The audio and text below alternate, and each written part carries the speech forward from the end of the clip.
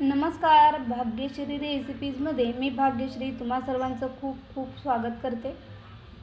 तुम्ही बघू शकता काय मस्त चमचमीत असा दाल तडका दिसतोय।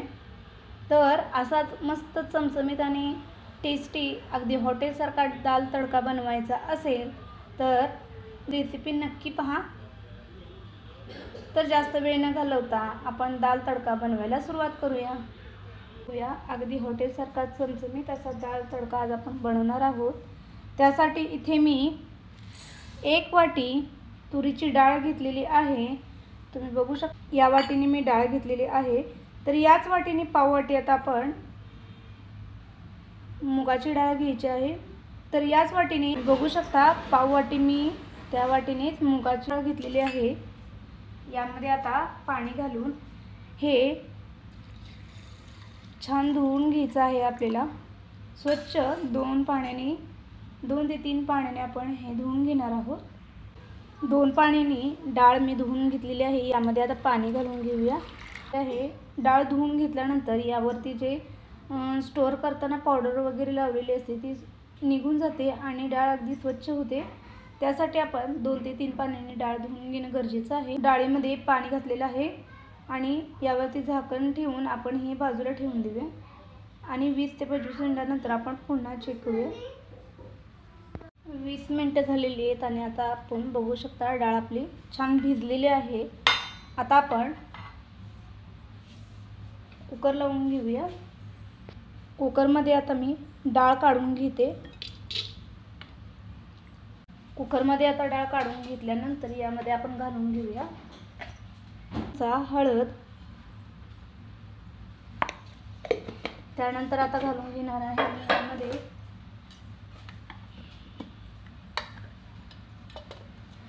एक छोटी पळी तेल घालून घ्यायचं। त्यानंतर आता मी तेलाऐवजी तूप घातलं तरीही चालून जातं। तर आता यामध्ये एक हिरवी मिरची देखील मी घालून घेणार आहे आणि यामध्ये घालणार आहोत आपण पाणी। जेमतेम डाळ बुडून थोडंसं वरती येईल एवढंच पाणी घालायचं आहे, म्हणजे शिजल्यानंतर डाळीमध्ये पाणी जास्त राहत नाही, छान एकजीव डाळ आपली होते। तर आता कुकरला ठेवून याच्या 3 शिट्ट्या मी काढून घेणार आहे। कुकरच्या 3 शिट्ट्या झालेल्या आहेत। गॅस बंद करून घेते मी आणि कुकर थंड होतोय। तुम्ही बघू शकता इथे 3 शिट्ट्या झालेल्या आहेत। मी गॅस बंद करून घेतलेला आहे आणि आता आपण पुढची प्रोसेस करून घेऊया। तोपर्यंत कुकर थंड होतोय आपला। आता आपण कुकर थंड होते तोपर्यंत इथे घेतलेली आहे आणि कढईमध्ये आता मी 1.5 चमचे तूप घालून घेणार आहे। त्यामध्येच आता आपण 2 पळी तेल घालून घेतलेलं आहे।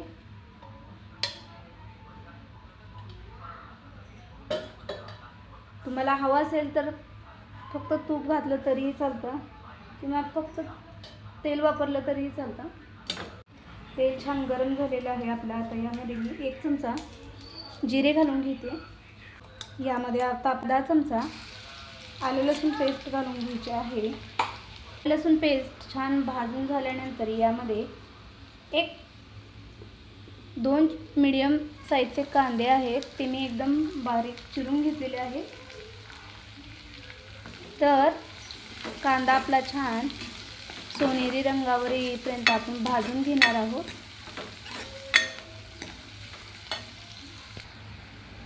कांदा भाजत असताना आपण यामध्ये 2 तमालपत्र, दालचिनीचा तुकडा आणि 2 लवंग घालून घ्यायचे आहेत। फोडणीमध्ये आपण तेल गरम असताना डायरेक्ट पहिल्यांदा न घालू, तर या पद्धतीने खडे मसाले कांदा भाजून होत आल्यानंतर घालून नक्की बघा। तर आता तुम्ही बघू शकता कांदा आपला छान भाजून होत आलेला आहे। यामध्ये आता आपण 1 चमचा लाल तिखट घालायचं आहे। काश्मीरी लाल तिखट आहे, हे फार तिखट नसतं।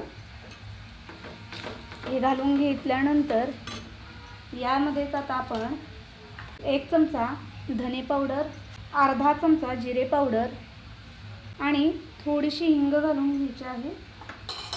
हे छान मिक्स करायचं आहे आणि यामध्ये आता 2 मीडियम साईजचे जे असे छान बारीक चिरून घेतलेले आहेत ते घालून घ्यायचे आहे। टोमॅटो घातल्यानंतर आता यामध्ये आपण मीठ घालायचं आहे। मीठ घातल्यामुळे काय होतं की टोमॅटो छान मऊ असा शिजला जातो व्यवस्थित, फार वेळ लागत नाही टोमॅटो शिजायला।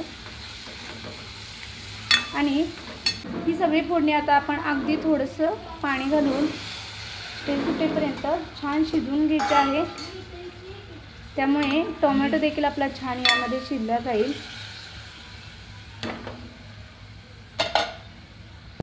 तर आता आपण फोडणीमध्येच अशी मस्त छान ताजी कोथिंबीर मस्त बारीक चिरून घालून घ्यायची आहे। फोडणीमध्ये कोथिंबीर घातल्यामुळे अप्रतिम अशी टेस्ट आल तडक्याला।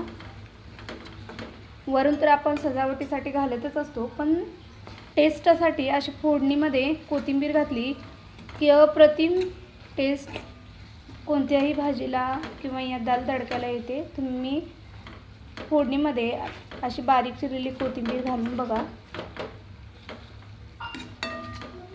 फोडणी आपली छान तयार झालेली आहे। यामध्ये मी हळद घालायचं विसरले होते, तर फोडणीमध्ये आपण पाव चमचा हळद देखील घालून घ्यायची आहे। आणि आता हे सगळं मिक्स करून आपला टोमॅटो छान शिजतोय, मऊ होते तोपर्यंत आपण कुकर थंड झालेला आहे, तर डाळ व्यवस्थित शिजले की नाही ते पाहूया। तर आता आपण कुकरचं झाकण उघडून पाहूया।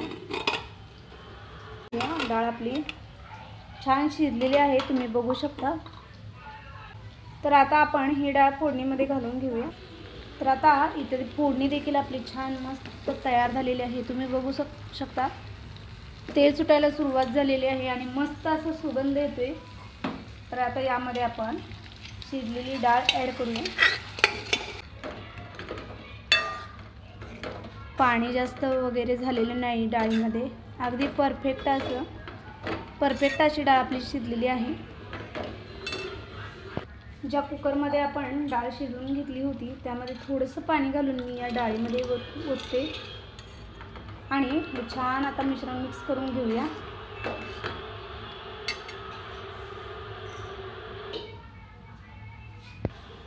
यामध्ये आता आपण आणखी थोडंसं मीठ घालून घेऊया।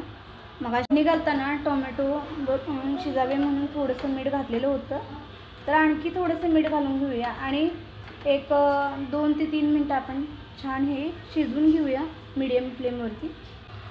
2 मिनटं झालेली आहेत आणि आता यावरती आपण तडका घालून घेणार आहोत। तर चला आता आपण तडका बनवायला सुरुवात करूया। तर तडका बनवण्यासाठी इथे मी छोट्या पातेल्यामध्ये मोठी पळी एवढं तेल घेतलेलं आहे। त्यामध्ये आता 1 चमचा जिरे घालून घेतलेले आहे। त्यानंतर 1 चमचा मी असा बारीक चिरून घेतलेला लसूण घातलेला आहे। लसणामुळे अप्रतिम अशी चव येते। लसूण थोडासा जास्त घालायचा आणि बारीक असा चिरून घालायचा, अप्रतिम टेस्ट येते त्याची। त्यानंतर लाल मिरच्या आहेत त्या मी यामध्ये घालून घेणार आहे।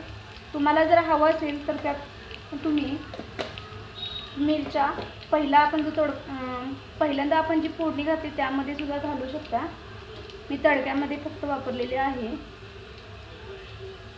आणि आता तुम्ही बघू शकता लसूण आपला छान भाजलेला आहे। यामध्ये पुन्हा 1 चमचा आपण लाल तिखट घालायचं आहे, पण लाल तिखट घालण्यापूर्वी गॅस मी बंद करून घेतलेला आहे, नाहीतर तिखट हे करपलं जाईल आपलं। आणि आता ही फोडणी आपण हा तडका आपण आपल्या डाळ फ्रायवरती घालून घ्यायचा आहे। असा मस्त बघा काय मस्त छान सुवास सुटलेला आहे, याचा खूप दिसतोय आपला तडका घातल्यामुळे। तर त्याला जबरदस्त असा सुवास आणि रंग आलेला आहे, तुम्ही बघू शकता। संपूर्ण किचनमध्ये याचा मस्त असा सुवास सुटलेला आहे। आणि आता सगळ्यात शेवटी आपण घालणार आहोत यावरती मस्त अशी हिरवीगार चिरून घेतलेली कोथिंबीर। तर या पद्धतीने आपला हॉटेलसारखा मस्त चमचमीत असा दाल हॉटेल खाण्यासाठी झालेली आहे। खूप सुंदर असा आपला दाल तडका दिसतोय, खूप तर्रीदार असा छान तडका बनलेला आहे। तर फायनली आपला दाल तडका खाण्यासाठी रेडी झालेला आहे। तुम्ही बघू शकता अगदी मस्त असा हॉटेलसारखा चमचमीत दाल तडका अगदी सोप्या पद्धतीने आपण बनवलेला आहे। तर असा दाल तडका तुम्हाला जर बनवायचा असेल तर आपली ही रेसिपी नक्की पहा। त्याचबरोबर भाग्यश्री रेसिपीज आपल्या चॅनेलला लाईक करा, शेअर करा। त्याचबरोबर चॅनेलवरती नवीन असाल तर चॅनेलला सबस्क्राईब नक्की करा, म्हणजेच असे छान छान व्हिडिओ अपलोड केले की लगेच त्याचं नोटिफिकेशन तुम्हाला मिळेल आणि आपले व्हिडिओ तुम्हाला पाहता येतील। तर वेळात वेळ काढून आपली ही रेसिपी पाहिली त्याबद्दल तुम्हा सर्वांचे खूप खूप खूप आभार। भेटूया पुन्हा एका नवीन रेसिपीसोबत। धन्यवाद।